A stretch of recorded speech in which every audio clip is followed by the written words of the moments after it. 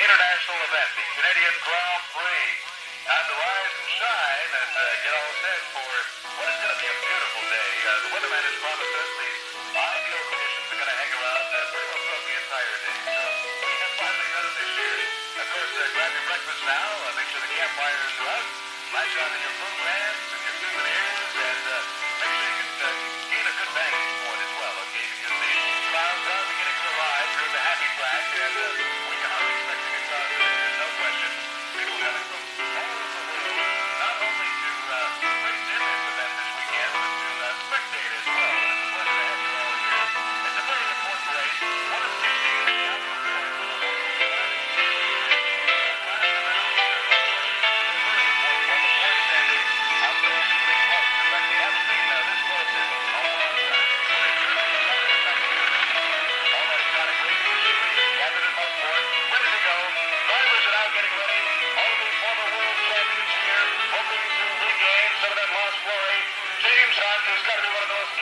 races in the scene today, and possibly one of the most controversial as well. Certainly James is ready, and of course Emerson Fittipaldi is on hand.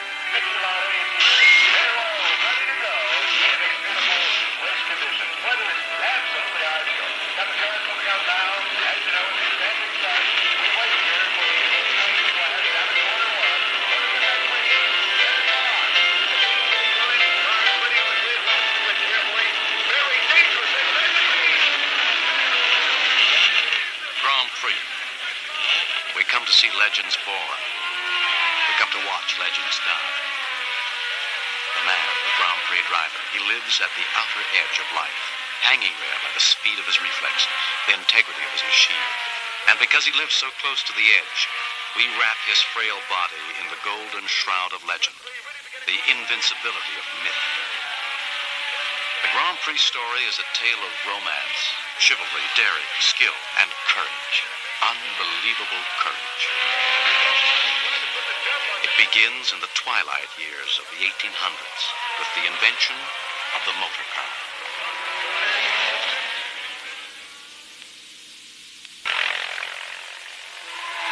Through the years, the Grand-Pri car has been refined into a precision machine capable of extreme speeds on circuits designed to retain the flavor of the early days of open road racing.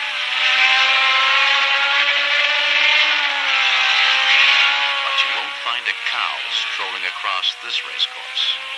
Only the purity of world-class racing with men like James Hunt, Niki Lauda, Clay Regazzoni, Jody Scheckter, Mario Andretti, today's living legends.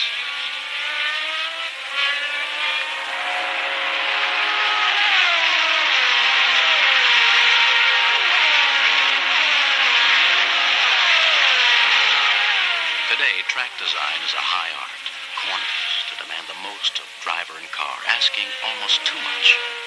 The camber, the slope and angle of the track must be delicately determined, or no matter what skill a driver possesses, centrifugal force will throw car and man off the track. Yes, the flavor of an earlier era remains in the layout of today's Grand-Pri circuits, but the speed and power of modern Grand-Pri cars has forced an evolution in racecourse design necessary to contain these awesome aluminum and fiberglass beasts. Precision machines requiring precision preparation, and the same old mechanical skill that has always been so important in Grand-Pri racing, a skill that in the early days was very clear. Form follows function, and as yesterday's racing draft horses evolved into today's thoroughbreds, so too did the mechanic's craft evolve to a supreme, if more functional level. John Surtees has been in racing most of his life as a motorcycle racer, as a Grand-Pri driver, and now as a team owner. It's a 7-day-a-week sort of job if somebody looked at it that way. I mean, look at my mechanics, and every race mechanic, he's virtually working 7 days a week for everything except for about 6 weeks a year, at the very most, because the racing program is so very, very tight. But, of course, it's not really a sacrifice because they're doing something which they enjoy. And people use the word dedication and such like, but I think in some ways we miss out because of the fact that we live so close to it, and it's such a very tight program. But at the same time, we're fortunate in being able to have a sport, a business, and everything all in one. And people who can do that are rather fortunate, I think. Sport, business, a life all in one for the mechanic and the team owner. That's it. For the driver, it's his sport, his business, his life, and maybe a way to dusty death.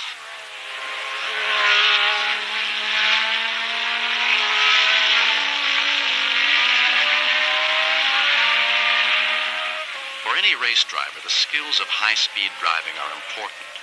For the Grand-Pri driver, they are only the starting point. At this level of competition, skills are so finely honed, so exceptional, that they pass into the realm of the unnatural. About 25 men out of a world of billions have what it takes to be a Formula One Grand-Pri driver.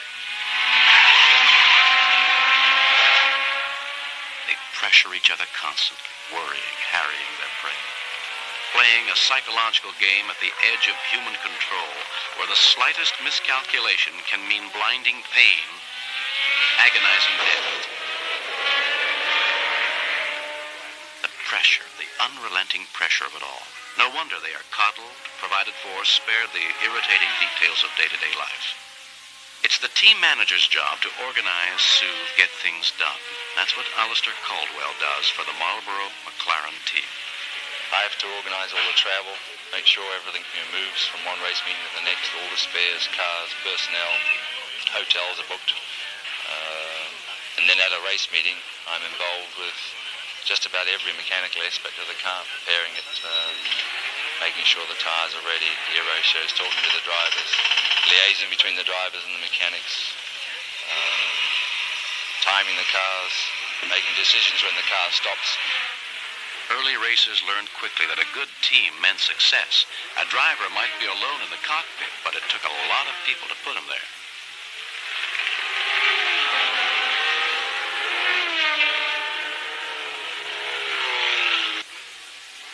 Undaunted, Ferrari continued to experiment and learn, bringing the team dramatic success through the years. This Ferrari team helped win a world championship for superstar driver Niki Lauda. He's just gone out on a new set. New set, yeah.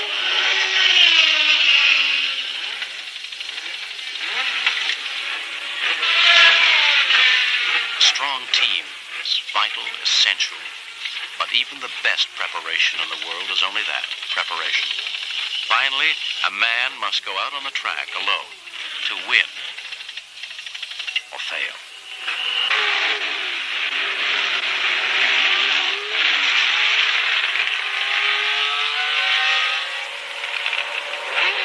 Again, we must focus on the driver, that man-myth defying death, pitting his exceptional ability against the Grim Reaper's scythe. He lives in an international netherworld, bordered by asphalt and catch fences.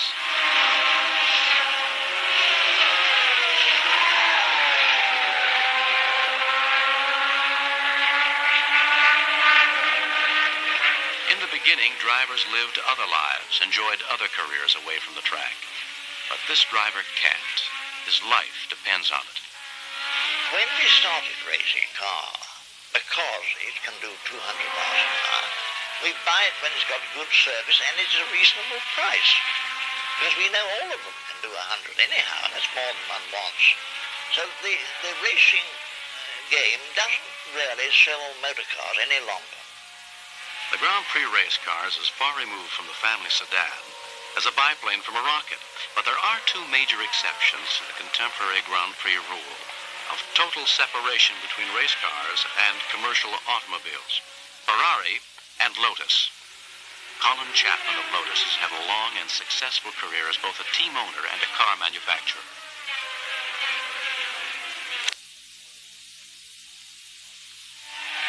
Well, there isn't any real connection commercially. The two run themselves entirely separately. It helps make good street cars. It helps to find out what makes cars handle and so on. Racing is my hobby. Street cars manufacture is my business. So that's how they fit together. For Chapman, the connection between Grand-Pri and commercial cars is a matter of desire. A man loves cars. They are his life.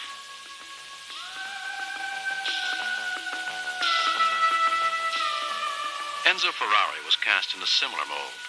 His traditionally powerful racing teams have influenced the success of his commercially produced cars. But these men are exceptional. They stand out in a sport that has watched public adulation swing from the vehicle to the men who risk their existence behind the wheel, the drivers, the myth makers. No driver can win unless he's got a car that will do it. He may be the finest driver that ever existed, but he won't succeed in winning race after race if the car won't do it. Possibly because of my own experience and age. I'm not so pleased with the publicity. I don't like it. You very often will find that the result of a race will be given you when they won't say what the car is nowadays. In the old days, you never got mentioned as a driver. Louis Coatland, for instance, who did Sunbeams, said the only reason he had drivers was that he couldn't find a means of making the car drive itself. If a car drove itself, would we throng to see it? No. It's the man in the machine that draws us to tracks around the globe. Gentlemen, as you know, this is a very spectacular show.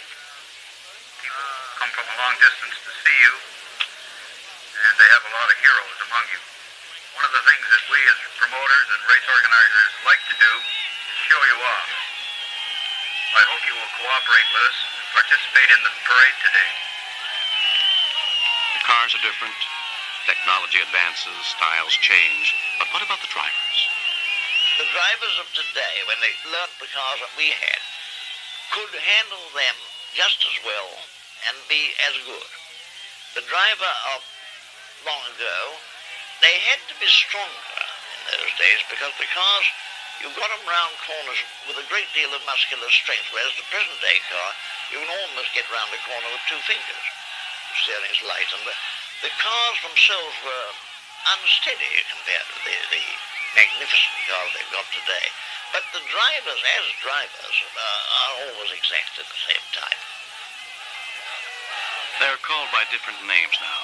These men of speed, Lauda instead of Mazzaro, Hunt instead of Edge, but they are the same breed. It is we who have changed. We demand much more of our heroes now. Well, now then, it's become a spectacle. You could say, in a sense, it's rather like the Roman games. The spectators go there to see frantic excitement going on. The 70s, a decade built of speed and spectacle. We crave excitement. Yesterday, a quick tire change could be the measure between winning and losing. Then, tires seldom lasted an entire race. Today, if a tire fails, that's it. The race is lost. No time. There is no time.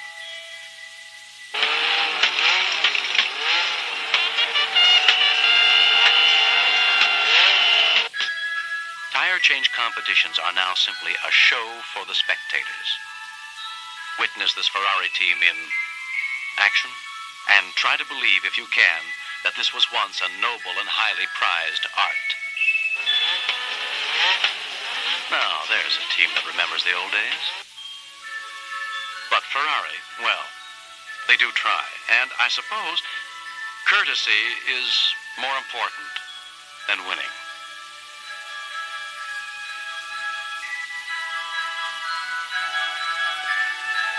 You may leave now, sir. Bon voyage, and the wind on your back.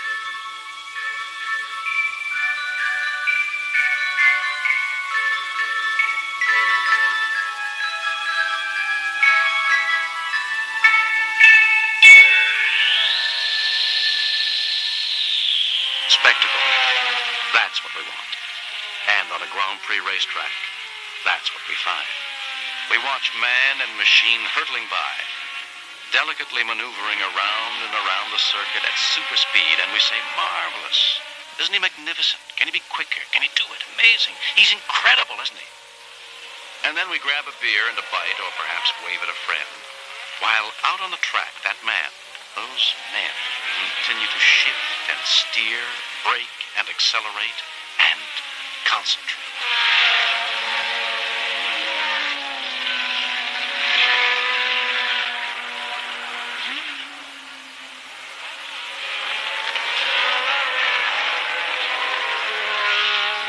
It's taken a long time to get here. A long time. And just be careful whatever I do, because I think a lot of people don't realize how quick they can have an accident, or anything can happen to them. And about my driving, I just take some time to get back to the normal speed, and just working on it to recover my speed as it was before. Cars get faster, designs more fantastic, but some things never change. Death never changes.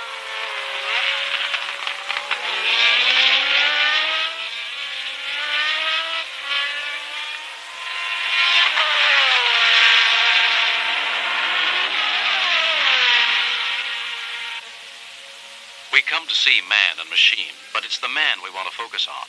But do we really see him? Does he have an identity beyond being a mere extension of the machinery that surrounds him? You can't see the driver at all, really. He's semi-inclined. He's covered over with a visor and all the rest of it, very necessary and so on. The cars are more or less the same shape, the same features, more or less. Dreyfus was one of a dying breed, the independent racer buried by the wealth of prestige-hungry nations.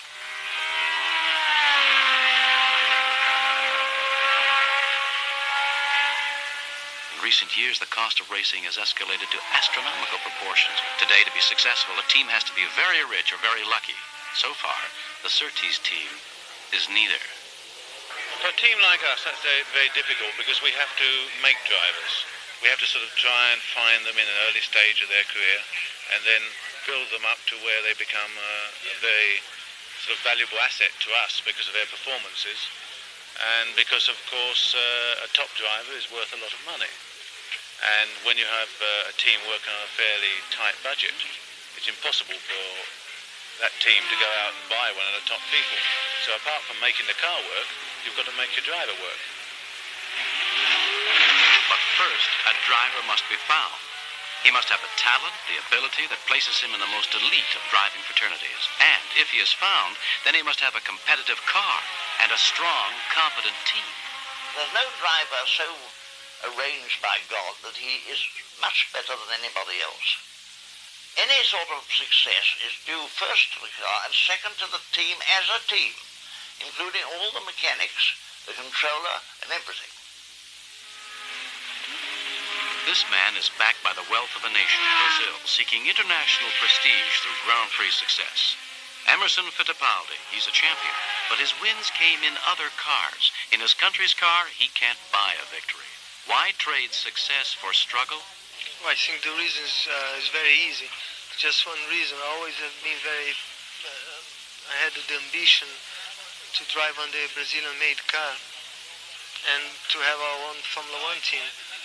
And that's the reason that I changed. Still the car not competitive, but we are working hard, and we hope in the close future we have a competitive car and a competitive team.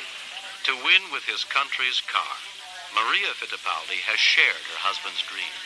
It's his car, it belongs to the family, it's a Brazilian car. And I think that for Emerson, if he won a race with his car, it would almost mean more than winning the World Championship. It would be his big achievement.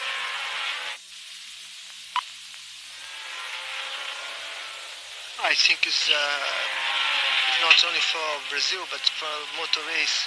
It's very important in Grand-Pri to have as more countries as possible competing and building cars, not only drivers, because now we have drivers from all over the world, but we don't have cars built all over the world.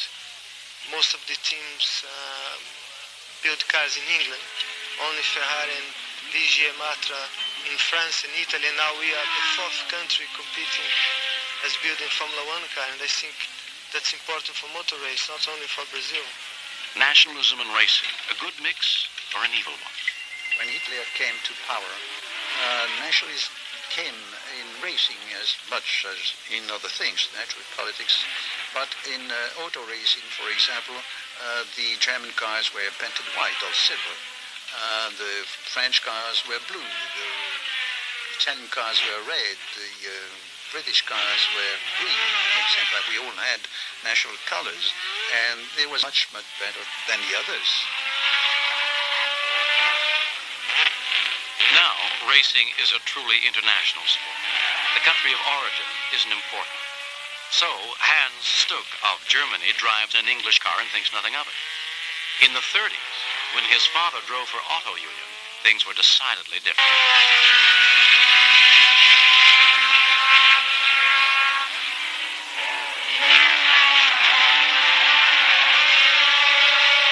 No doubt some drivers like Emerson and Fittipaldi are fired by nationalistic fervor. But for most, politics is for places other than the race course. They simply want to drive.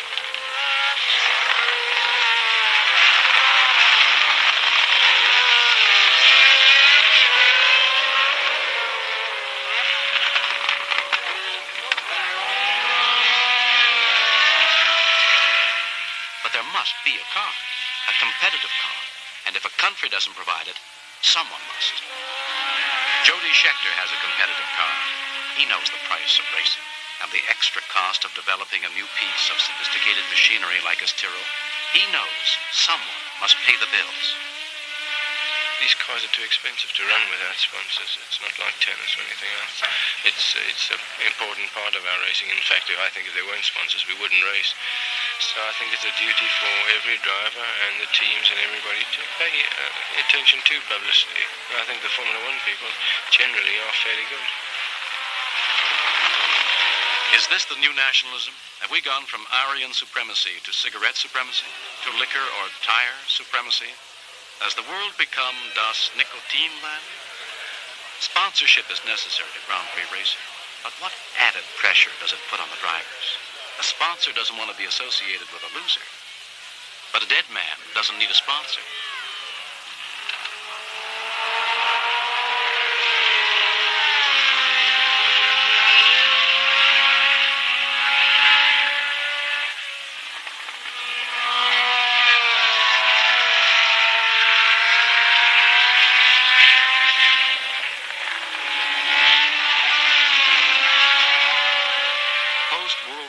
Racing was a dream compared to this. Nuvolari died in bed in 1953. He was 61. It is on the legendary feats of men like Nuvolari that today's drivers build their myths.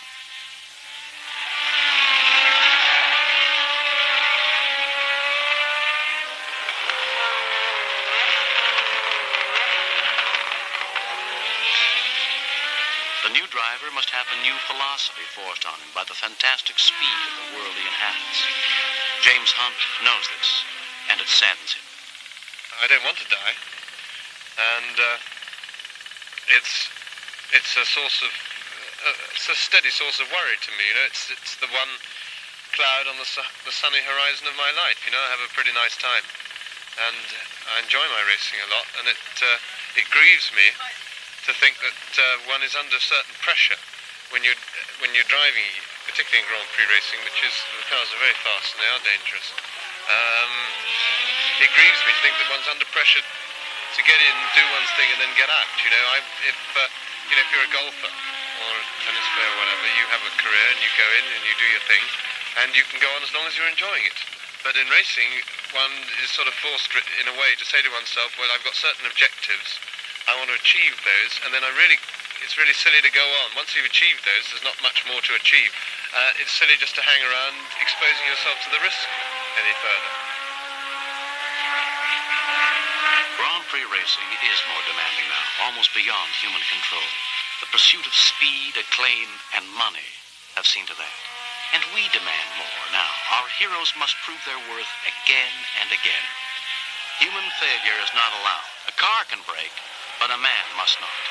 Niki Lauda knows the dangers, the pressures, yet he goes on because that's what he does. Racing at the far edge of belief toward fame or oblivion.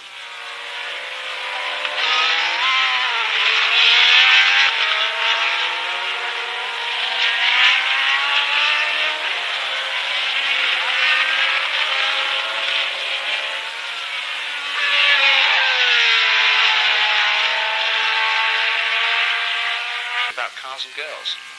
What else is there? So,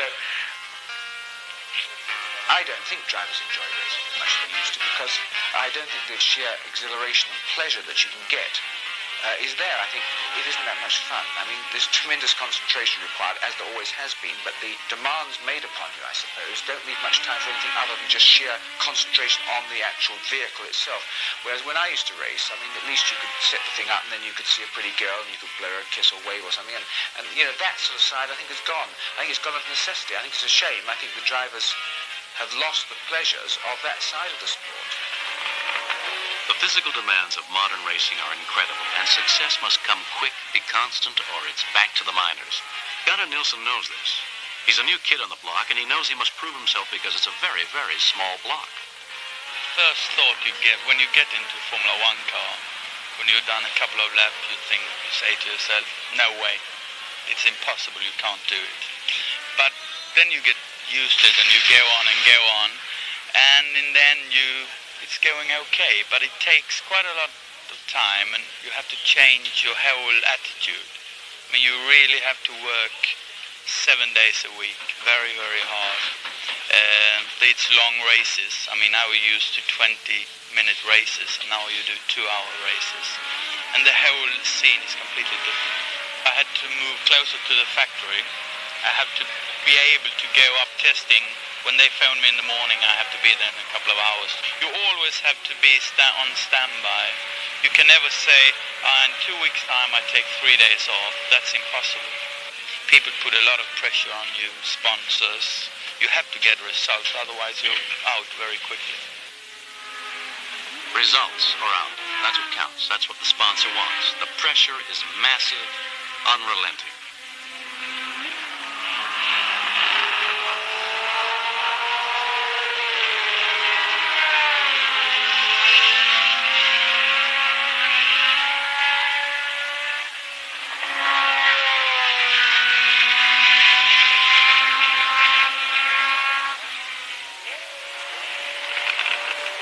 There's a man out there on that track. His fuel line has ruptured and gasoline is spewing into his face. His body will be badly burned by the raw gas. During the final 5 laps of the race, he will not know what he is doing, where he is, but he will finish, and he will finish in second place, pressing the leader right to the flag. What drives a man like that? Why does he do it? For us? For himself? If you ask him, he'll say, because I want to drive. A simple answer, as simple and as complicated as man. Sterling Moss drove because he wanted to drive, and he drove English cars because he wanted to win in an English car. England is the spiritual home of motor racing. Most of the cars are manufactured there, and not a few of the teams are either owned or managed by British alumni. But if home is where you hang your crash helmet, then the tracks of the world are home for the handful of managers, mechanics, drivers, and hangers-on who make up the Grand-Pri circus. Each year, more people in more countries flock to see this deadly circus perform. But each year, the men in the center ring become less and less visible to their clamoring public. I think the public have been sort of cheated in a way with engineering because it's been necessary to build cars to go faster. Now, to get a car to go faster, you have to make it more streamlined, you have to make it smaller, the driver leans back further, it cuts through the air better and so on. But by doing that, obviously you shroud the driver in. And I think the public like to see a driver's arms going round and you know, and perhaps even sometimes seeing down into the cockpit. I can remember in one of the races in Monaco, it was so hot I took the sides off my car. Well, then the big people could see everything. I mean, they could see, you know, my feet still working and that sort of thing. I mean, now, unless you can read the man's name on the side of the car and you know the colour of one vehicle or another, they're not very individualistic looking, not like, shall we say, the Maseratis versus the Ferraris of the 50s. This Ferrari is very similar to a Lotus or a March or a Shadow. But this is what makes a Ferrari or a Lotus or a March or a Shadow very, very different from one another. The man behind the wheel.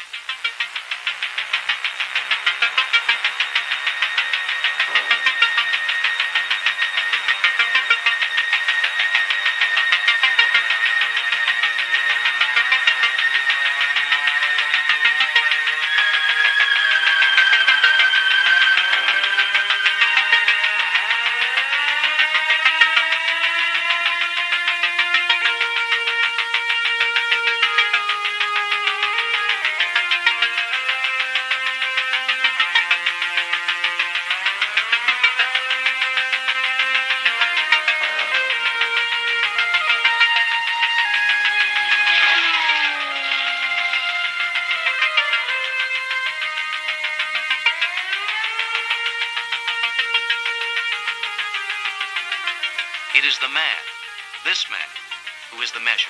The car must be an extension of the man. Science can help. The team can help.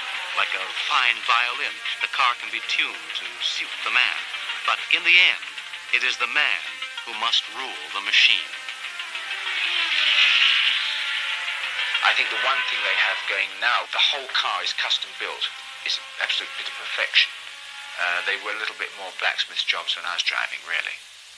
I mean, give you an example. I remember driving for the Maserati team and going to the Italian Grand-Prix. And to make sure the shock absorbers were right on the back, the dampers, you push the car down. If it came up any faster than that, you just turn a little bit until it came up more slowly. And this was the sophistication of the shock absorbing, the damping. And, you know, if it rained, you inclined to let the tyres down a couple of pounds, and that was about it. And you might change the roll bar to change the steering. In those days, one of the teams Moss drove for was Colin Chapman's Lotus team. Chapman is still a major force in Grand Prix racing, and as the times changed, so did he. Today, his Lotus racing machine is as finely prepared as modern technology can make it. Car preparation is a scientific art today. But science does not bleed and die. The point is that the gap between the wires is about a quarter of an inch, right? And there's 12 gaps. No, sorry, it's 11 gaps. Well, you can't count that one. 1, 2, 3, 4, 5, 6, 7, 8, 9, 10, a bit. 10 and a half gaps, right? It's about a quarter of an inch, so that's only just over 2.5 inches before that spring gets pulled back. Once all the calculations are made, Chapman's driver, Mario Andretti, must give his humanness to the machine, must depend on it and direct it. The side on that side is not, because you're going down the bottom of the hill, it's flat. Do you ever want to put a load more bump rubber in? No, probably I don't want to. Well, then However, Colin Chapman has been a long time.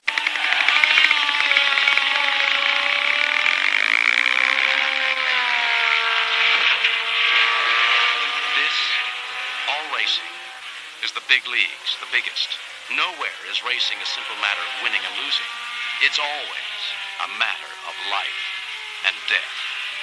This is the bloody thread that binds James Hunt to the first man who ever challenged another to race, and to all the drivers who have come and gone through the years, who have brought us to this day, to this race.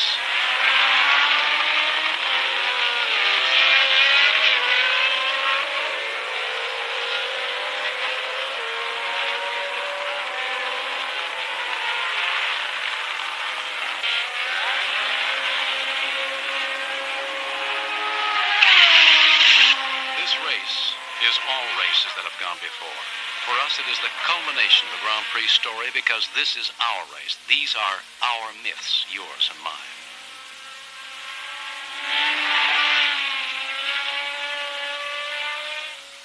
Our legends will grow from men like Niki Lauda because he is a survivor. James Hunt because he is a winner.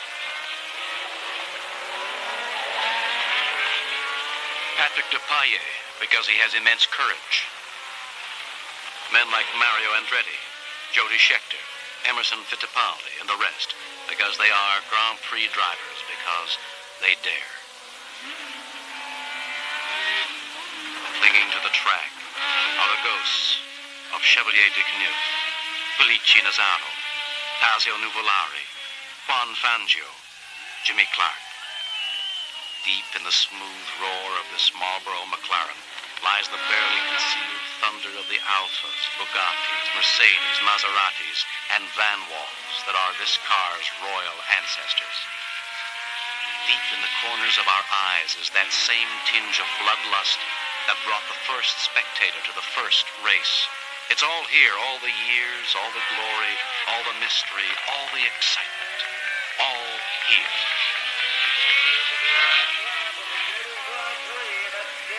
The McLaren still on his line. 20 seconds ahead of Patrick Depailler. We do have Ronnie Peterson in the middle there.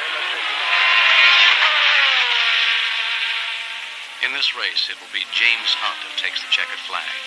But it could be any one of the handful of drivers whose courage and skill has brought them to the peak of their profession and into our lives. into our folklore.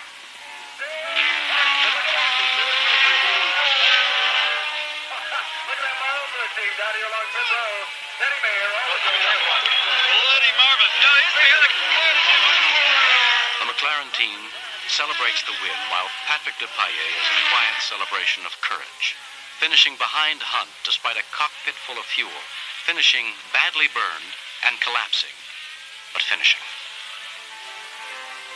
This day, Depailler is one side of the Grand Prix myth. James Hunt is the other.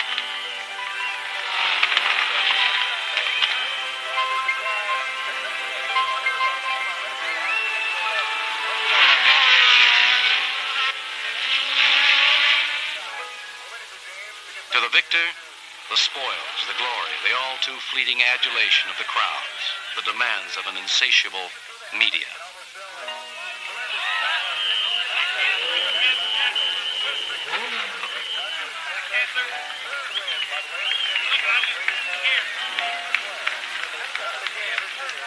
The battle is won, the steed unmounted, the flimsy armor removed to show the world that this technological knight is a man, a fragile, courageous man.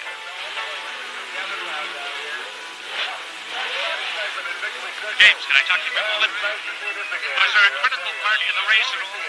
Yeah, we're about full 80 laps, I reckon. Until about 3 from the end, you know. Were you aware of Wout in the race, or did you just want to get out in front? Where did Nicky finish? Finished with about 7-3. He was out of the points. Well, he must have gone well because I didn't lap him. He must have gone bloody well. Well, I was tired. I was nearly dead. The questions are asked, the answers magnified through 1,000 lips. We wrap our myth in the trappings of victory, and it's over for us. For the driver, it is only a brief lull in a life that is lived by turns at peaks of courage, at valleys of emptiness, on serpentine tracks around the world. The world knows it, needs to know it, has to know it, voraciously consumes his life. But he is alone, just as all Grand Prix drivers have always been alone.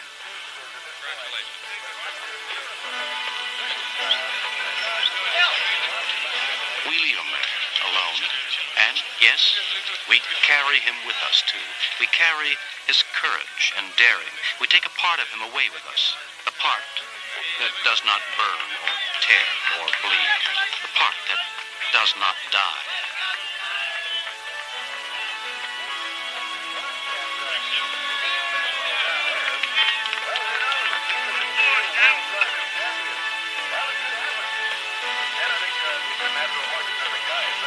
We carry away the myth, our myth, while the man we leave alone, just as all Grand Prix drivers have always been alone. This is the Grand Prix story, the story of the men who make the myths.